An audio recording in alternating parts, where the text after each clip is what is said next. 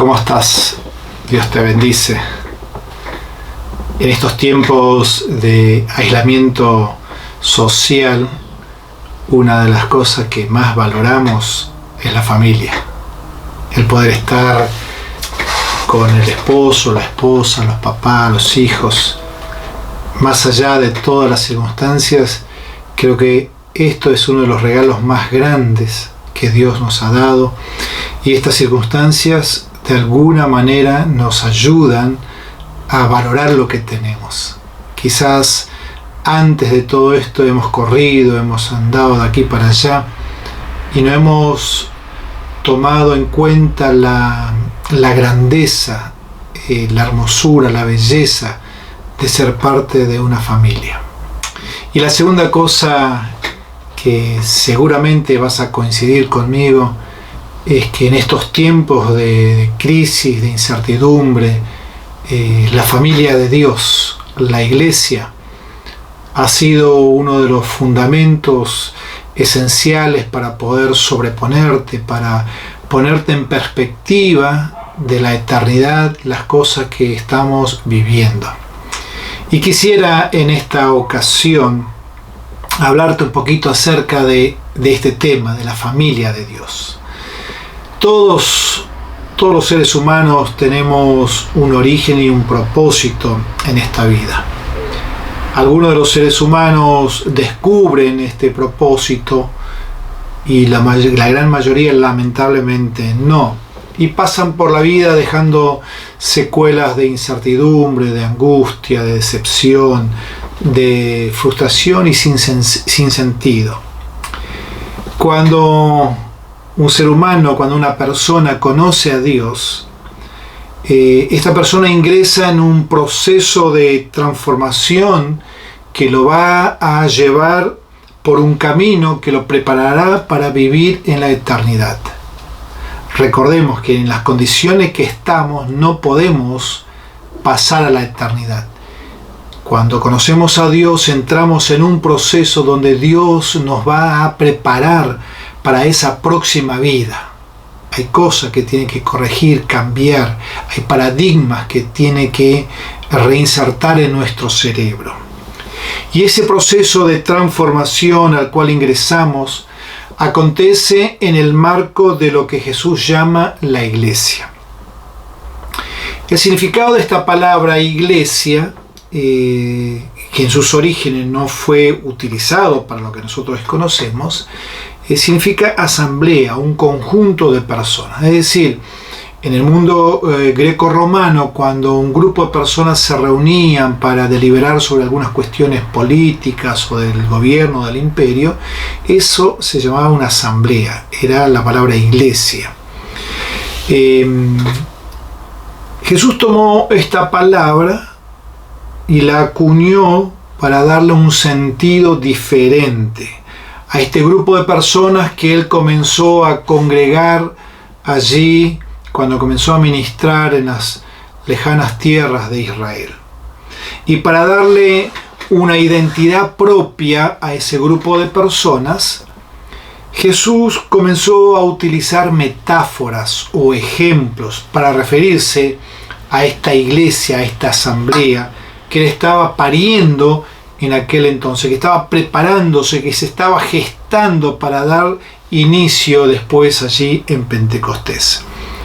Y la Biblia va a utilizar una infinidad de metáforas para referirse a la iglesia. Algunas de ellas tienen un impacto mayor o tienen simplemente una frase en la Biblia o un versículo, y otras tienen un impacto mayor donde el autor bíblico se explaya y da más detalles sobre esa metáfora que va a utilizar para comparar la iglesia.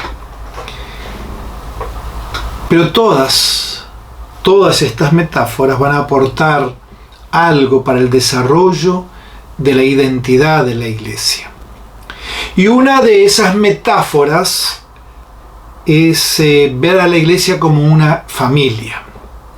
Y al acercarnos a esta metáfora, a este ejemplo, no podemos dejar de hacer la conexión con la primer familia que Dios estableció allí en el Edén, y estamos hablando de Adán y Eva, esa familia original con la cual Dios había soñado, había proyectado establecer las bases y los fundamentos del cielo aquí en la tierra. Sabemos que Adán y Eva desobedecieron y que fueron sacados de ese lugar, de ese Edén, y tuvieron que comenzar todo un proceso diferente, enfrentar el dolor, la angustia y la desesperación. Luego de algunos siglos de haber fallado Adán y Eva, Dios dijo, bueno, vamos a intentar otra cosa. No funcionó con una familia, vamos a intentar con una nación. Y lo hizo a través del llamado allí en Génesis 12 de Abraham, el padre de la fe. Israel desde sus orígenes llevaba en sus genes el potencial para desarrollarse como pueblo de Dios. Sin embargo, conocemos la historia que a través de los años Israel se desvió y perdió el enfoque de su existencia, convirtiéndose en una mera religión de estatutos, de reglamentos y ordenanzas. Habían perdido el norte, habían perdido el sentido de su existencia. Hay un dicho muy conocido por todos nosotros que dice, la tercera es la vencida. Luego de varios siglos donde Dios apostó en la nación de Israel para que portara su gloria, y al fracasar ellos, finalmente Jesús dio comienzo a la iglesia. Hoy somos nosotros, ustedes y yo, los responsables de llevar a cabo lo que Adán y Eva no pudieron hacer, lo que la nación de Israel no lo pudo hacer. Hoy, vos y yo, esta asamblea, esta iglesia, esta familia de Dios, somos los responsables de llevar adelante ese proyecto eterno. Como cualquier familia que existe sobre la tierra, la iglesia como familia tiene características similares. Primero, nacimiento. Así como la primera familia dio comienzo allí en el seno del Edén, como coronación de la creación de Dios, recordamos que durante los primeros 5 días Dios había creado todo lo que vemos, todo lo que existe. En el 6º día, como coronación de esa creación, Dios crea a Adán y Eva. Del mismo modo, la iglesia tuvo comienzo como una coronación de los 42 meses de ministerio de Jesús sobre la tierra. Luego de su muerte, resurrección y ascensión, se da el comienzo de la iglesia. Así como Dios sopló aliento de vida en ese muñeco que había creado de barro allí en el Edén, del mismo modo Dios infundió aliento del cielo a un grupo de 120 personas que estaban reunidos en un aposento alto, en oración, en unidad, esperando la promesa dada por Dios. Esa promesa que había sido dada tanto en el Antiguo Testamento, especialmente a través del profeta Joel, como también en el Nuevo Testamento, a través del ministerio de Jesús, cuando desde un comienzo comenzó a dar señales de que algo nuevo vendría. Lucas, en Hechos 2, los primeros versículos, registra lo siguiente. Cuando llegó el día de Pentecostés, estaban todos juntos en un mismo lugar, y de repente vino del cielo un ruido como el de la ráfaga de viento impetuoso, que llenó toda la casa donde estaban sentados. Se les aparecieron lenguas como de fuego que, repartiéndose, se posaron sobre cada uno de ellos. Todos fueron llenos del Espíritu Santo y comenzaron a hablar en otras lenguas según el Espíritu les daba habilidad para expresarse. Los días de espera habían terminado.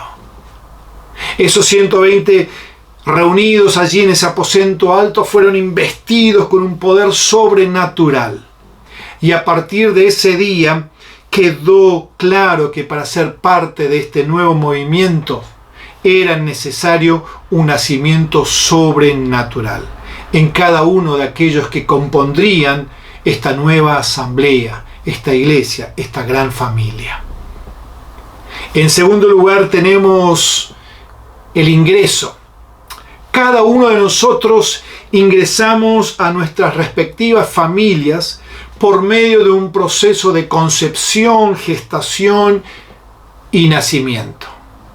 Del mismo modo, a nivel espiritual, se da algo similar. Que yo nazca dentro de un garage no me hace carro, que yo nazca dentro de un hospital no me hace doctor, que yo nazca en una familia cristiana no me hace necesariamente cristiano. El apóstol Juan va a dar algunas pautas muy claras de cómo ingresamos a esta gran familia llamada iglesia. En los primeros versículos del capítulo 3 él va a decir: había un hombre de los fariseos llamado Nicodemo, prominente entre los judíos. Este vino a Jesús de noche y le dijo: Rabí, sabemos que has venido de Dios como maestro, porque nadie puede hacer las señales que tú haces si Dios no está con él. Jesús le contestó: en verdad te digo que el que no nace de nuevo no puede ver el reino de Dios. Jesús planteó de manera clara y directa la necesidad de un nuevo nacimiento para ser parte de su reino. Luego, en el diálogo que continúa con Nicodemo, Jesús va a utilizar el ejemplo del viento que no sabemos su origen, pero que sopla y deja sus secuelas. Del mismo modo, si bien es cierto que el nuevo nacimiento es algo puntual que ocurre en la esfera espiritual, la realidad es que tampoco sabemos a ciencia cierta cuándo fue el momento exacto, la hora exacta de nuestro nuevo nacimiento. Quizás en la preexistencia nuestra, cuando todavía no habíamos sido concebidos por nuestros padres, Dios ya había comenzado a trabajar en nuestros abuelos o en nuestros bisabuelos, para que cuando llegara el momento nosotros pudiéramos decidir por Jesús. Quizás algunas decisiones de nuestros antepasados fueron el puntapié inicial para que el Espíritu Santo comenzara una obra de redención en nuestra familia, con mucha luz o sin mucha luz. Pero lo cierto es que un día puntual, el Evangelio nos amaneció y nosotros pudimos tomar una decisión por Jesús. Juan, al principio de su Evangelio, en el versículo 12, va a decir: pero a todos los que le recibieron, les dio el derecho de llegar a ser hijos de Dios, es decir, a los que creen en su nombre. Llegamos a ser hijos de Dios luego que creemos, luego que reconocemos a Jesús como el Señor y el Salvador de nuestras vidas. Y por esa acción somos insertados en la familia de Dios. Llegamos a ser parte de esta gran asamblea llamada iglesia, esa gran familia. En tercer lugar tenemos la identidad. Cada integrante de familia tiene una identidad, es decir, algo que los caracteriza, ya sea para bien o para mal. A veces tiene que ver con colores, con alturas, con color de ojos. A veces tiene que ver con características de la familia, la alegría, la tristeza, la responsabilidad o la falta de responsabilidad. Cuando pensamos en los que integramos la iglesia, nosotros también tenemos una identidad como familia de Dios. Pablo en Efesios 2:19 nos recuerda diciendo: así pues ustedes ya no son extraños ni extranjeros, sino que son conciudadanos de los santos y son de la familia de Dios. Esta identidad como familia se caracteriza por un par de cosas básicas. El nombre. Pablo en Efesios 3:15 escribe: por esta causa, pues doblo mis rodillas ante el Padre de nuestro Señor Jesucristo, de quien recibe nombre toda familia en el cielo y en la tierra. Nosotros tenemos un nombre, y ese nombre que hoy nos identifica a cada uno de nosotros es que somos hijos e hijas de Dios. En la eternidad, dice la palabra, es que cada uno de nosotros recibirá un nombre especial y único. Algo que será inscrito en una piedra, dice Apocalipsis. Pero en el mientras tanto, vos y yo somos hijos e hijas de Dios. Esa es nuestra identidad como nombre. Tenemos un origen. A diferencia de muchas familias del mundo actual, en donde los hijos pueden ser los tuyos, los míos y los nuestros, es decir, padres diferentes, lo cierto es que en la familia de Dios todos tenemos a un solo Padre. Pablo en Efesios 4:6 escribe diciendo: hay un solo cuerpo y un solo espíritu, así como también ustedes fueron llamados a una misma esperanza de su vocación, un solo Señor, una sola fe, un solo bautismo, un solo Dios y Padre de todos, que está sobre todos, por todos y en todos. Es decir, que sin importar en la iglesia local en donde nos congreguemos, sin importar si fuimos salvos en una iglesia carismática o conservadora, lo cierto es que si fuiste salvo por medio de la fe en Jesús, entonces tienes el mismo Padre que todos los cristianos de todo el mundo y de todos los tiempos. Todos somos hijos de un solo y mismo Padre. Y en cuarto y último lugar, tenemos el propósito. Cuando una nueva familia es formada luego de ese periodo de noviazgo y el casamiento, lo cierto es que esta nueva familia tendrá su propia impronta, pero los objetivos serán similares al resto de las familias. Cuidarse el uno al otro, progresar, estudiar, avanzar, envejecer juntos, procrearse, tener hijos, etc. En cuanto a la iglesia se refiere, sin importar la congregación local en la que me congrego, o sin importar a la denominación a la cual pertenezco, lo cierto es que el propósito es similar para todos. Y este propósito puede manifestarse en 2-3 cosas básicas. Primero, el amor a Dios. Cuando uno de los intérpretes de la ley le preguntó a Jesús diciendo: Maestro, ¿cuál es el gran mandamiento de la ley? Jesús le respondió diciendo: amarás al Señor tu Dios con todo tu corazón y con toda tu alma y con toda tu mente. Este es el gran y primer mandamiento. Y el segundo es semejante a este: amarás a tu prójimo como a ti mismo. De estos 2 mandamientos dependen toda la ley y los profetas. De modo entonces que sin importar tu estatus social, tu cultura, lengua, raza o color, existimos primeramente para amar a Dios. Y una forma práctica de amar a Dios es amar lo que Él ama. Dios ama a los seres humanos, entonces nosotros amamos a nuestro prójimo, porque si decimos amar a Dios, indefectiblemente tenemos que amar lo que Él ama. Marcos 3:14, cuando Jesús llama a sus discípulos luego de tomarse toda una noche para orar, dice el texto que Él desciende y escogió a 12 o designó a 12 para que estuvieran con Él. Nuestro ministerio va a surgir de nuestro ser. Impartimos lo que somos más de lo que nosotros conocemos. Crecimiento mutuo, otro de los propósitos.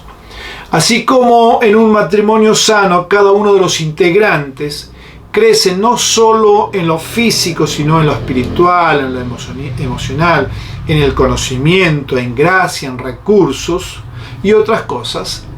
Del mismo modo, cada integrante de esta gran asamblea, de esta familia de Dios, de esta iglesia, también tiene responsabilidades o tiene la responsabilidad de crecer. Y para lograr este objetivo, Dios ha establecido líderes. Allí Pablo va a hablar de los 5 ministerios en Efesios capítulo 4, versículos 11 al 13, cuando escribió diciendo: y él dio a algunos el ser apóstoles, a otros profetas, a otros evangelistas, a otros pastores y maestros, a fin de capacitar a los santos para la obra del ministerio, para la edificación del cuerpo de Cristo, hasta que todos lleguemos a la unidad de la fe y del pleno conocimiento del Hijo de Dios, a la condición de un hombre maduro, a la medida de la estatura de la plenitud de Cristo. El nuevo nacimiento es obra exclusiva de Dios en nosotros. Es pura gracia divina. Pero para el crecimiento y la madurez somos coarquitectos o copartícipes con Dios en este proceso de transformación y crecimiento. Dios no va a hacer lo que me corresponde a mí hacer. Dios no se va a congregar por mí. Dios no se va a conectar a las redes por mí. Dios no va a orar ni va a leer la palabra por mí. Es algo que a mí me corresponde hacer luego que he experimentado ese nuevo nacimiento. Otro de los propósitos que tenemos como iglesia es el cuidado mutuo. En la Biblia se repite muchísimas veces la idea de que debemos ayudarnos los unos a los otros. Salomón en Eclesiastés 11 al principio escribe diciendo: dale de comer al hambriento y un día serás recompensado. Comparte lo que tienes con 7 y hasta con 8 amigos, pues no sabes si el mañana el país estará en problemas. Jesús en reiteradas ocasiones le va a decir a sus discípulos cuando veían la necesidad y el hambre de la gente: denle ustedes de comer. Denles ustedes de comer. Y ante las necesidades de un mundo necesitado, la pregunta correcta no es ¿dónde está Dios?, sino ¿dónde está la iglesia? Nosotros somos los representantes de Dios aquí en la tierra. El hambre golpea hoy las puertas de las iglesias y nos provoca salir al encuentro de los hambrientos. Necesitamos de la gracia de Dios para poder multiplicar los panes y los peces, para que muchos puedan ser saciados en este tiempo de crisis. Y finalmente, otro de los propósitos que tenemos como familia eterna, como familia de Dios, es la reproducción. Además de amar a Dios, de crecer y de cuidarnos, elementos que conforman la base de nuestra existencia. Desde el momento en que fuimos concebidos, en el momento en que fuimos creados por Dios, allí en el Edén, Dios puso en nuestro ADN la capacidad de reproducirnos. En Génesis 1:28, Dios bendijo a Adán y a Eva y les dijo: sean fecundos y multiplíquense, llenen la tierra y sométanla. Ejerzan dominio sobre los peces del mar, sobre las aves del cielo y sobre todo ser viviente que se mueve sobre la tierra. Cuando el ser humano no cumple esta responsabilidad, es cuestión de una generación para que desaparezca la humanidad sobre la faz de la tierra. Cuando de la iglesia se trata como familia de Dios, también tenemos la responsabilidad de reproducirnos. En Mateo 28, 18 al 20, Jesús le dijo a sus discípulos: toda autoridad me ha sido dada en el cielo y en la tierra. Vayan pues y hagan discípulos de todas las naciones, bautizándolos en el nombre del Padre y del Hijo y del Espíritu Santo, enseñándoles a guardar todo lo que les he mandado. Y recuerden, yo estoy con ustedes todos los días hasta el fin del mundo. En Juan 15, versículos 4 y 5, Jesús dice: permanezcan en mí y yo en ustedes. Como el sarmiento no puede dar fruto por sí mismo si no permanece en la vid, Así tampoco ustedes si no permanecen en mí. Yo soy la vid, ustedes los sarmientos, y el que permanece en mí y yo en él, ese da mucho fruto, porque separados de mí nada podéis hacer. Como iglesia somos una familia espiritual que reúne personas de diferentes lugares, lengua, raza y color. Somos la casa de los que confiamos en Jesús y los que vivimos acorde a sus pautas establecidas en su palabra. La familia de sangre es esa pequeña iglesia en donde nosotros ejercitamos el amor de Dios, o el amor a Dios y el amor a nuestro prójimo, que son nuestros padres, nuestro esposo, nuestra esposa, o nuestros hijos o nuestros hermanos. Así como una familia deja un legado para la generación que le sigue, del mismo modo como familia de Dios nosotros dejamos un legado de identidad, un legado de amor y de compromiso para la presente y las futuras generaciones. Dios nos ha diseñado no para que estemos solos. No somos llaneros solitarios. Dios nos ha diseñado para que seamos parte de esta gran familia de Dios. Es una verdad tremenda para nosotros. Y esta verdad es un privilegio y también una responsabilidad. Permítame orar por vos. Señor, quiero darte gracias. Gracias porque un día tú me insertaste dentro de esta familia eterna, dentro de esta gran asamblea llamada iglesia. Me acogiste en tus brazos. Gracias, Señor, porque pusiste en mi camino hombres y mujeres que me enseñaron, que me ayudaron mis primeros pasos, que me capacitaron, que me sostuvieron. Señor, gracias porque me diste el privilegio de estudiar tu palabra, de ser expuesto a distintos maestros y maestras. Y Señor, yo quiero orar en esta hora por toda persona que está viendo este video. Señor, en el nombre poderoso de Jesús, que la presencia tuya traiga una convicción y una necesidad de que tienen que seguir creciendo y madurando. Si hay personas que no te conocen, que están viendo, escuchando este mensaje, oh Espíritu Santo, trae una convicción, produce tú el nuevo nacimiento. Injértalo, Señor, dentro de esta gran familia. Señor, y te ruego que tú nos des sabiduría y entendimiento para que podamos cuidarnos los unos a los otros, para que podamos asumir responsabilidades y que podamos ser proactivos y activos y no solamente pasivos dentro del reino. Señor, oro para que la gracia tuya y el poder de tu Espíritu Santo nos visite en este tiempo de una manera especial y podamos ser alineados a tus planes y a tus propósitos.